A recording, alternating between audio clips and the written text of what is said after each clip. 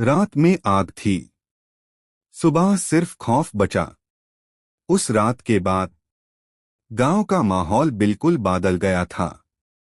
रात के अंधेरे में कुछ गांव वालों ने उस घर की तरफ देखा, और जो उन्होंने देखा उसके बाद किसी की हिम्मत नहीं हुई उस घर के पास जाने की।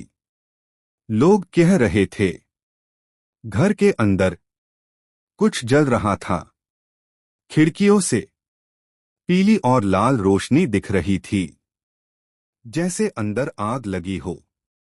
किसी ने कहा उसने छत पर आग के बीच एक औरत की परछाई देखी। पर जब लोग दूर से चिल्लाए तो कोई जवाब नहीं आया।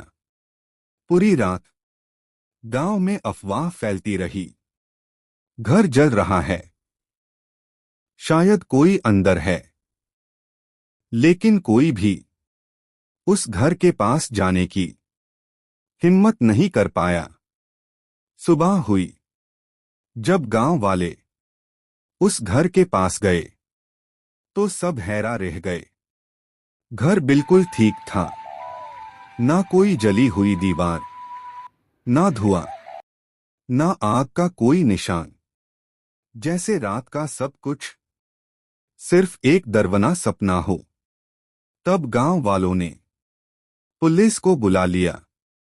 पुलिस आई, घर का एक एक कोना छान मारा, और टैब उन्हें कुछ अजीब मिला। घर के अंदर डीजल के 2-3 गैलन पदे हुए। गैलन आधे खाली थे और उनसे तेज डीजल की स्मेल आ रही थी। पुलिस भी सोच में पैट गई।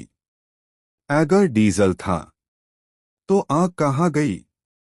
तभी एक गांव वाले ने कहा, कल रात मैंने नदी के पास एक औरत को रोते हुए देखा था।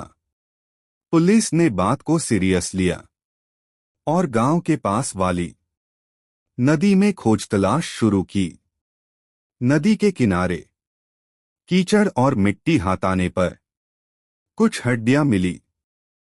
इंसान की हड्डियां, पुरानी, आधी पानी में दबी हुई।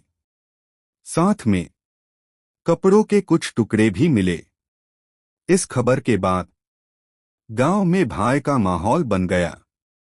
शाम होते ही लोग घर के दरवाजे बंद कर लेते। उस घर के रास्ते से कोई गुजरना नहीं चाहता था। कहते हैं जैसे ही अंधेरा होता उस घर से औरत के रोने की आवाज आती। कभी लगता कोई जल रहा है, कभी लगता कोई मदद मांग रहा है। पास के घरों के लोग भी धीरे धीरे अपना घर छोड़कर रिश्तेदारों के यहां चले गए। दिन में गांव जिंदा होता, लेकिन रात को पूरा इलाका सुनसान हो जाता। कुछ महीने बीत गए। फिर अचानक एक दिन वो परिवार वापस आया। उन्होंने कहा, अब सब ठीक है, जो हुआ वो भूल जाओ। उन्होंने फिर से उसी घर में रहना शुरू कर दिया।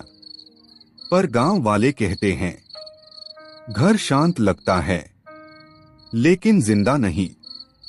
क्योंकि आज भी कुछ रातों में लोग कहते हैं उस घर के अंदर फिर से जलती हुई रोशनी दिखाई देती है, और हवा में एक आवाज घूमती है, सच अभी जल रहा है।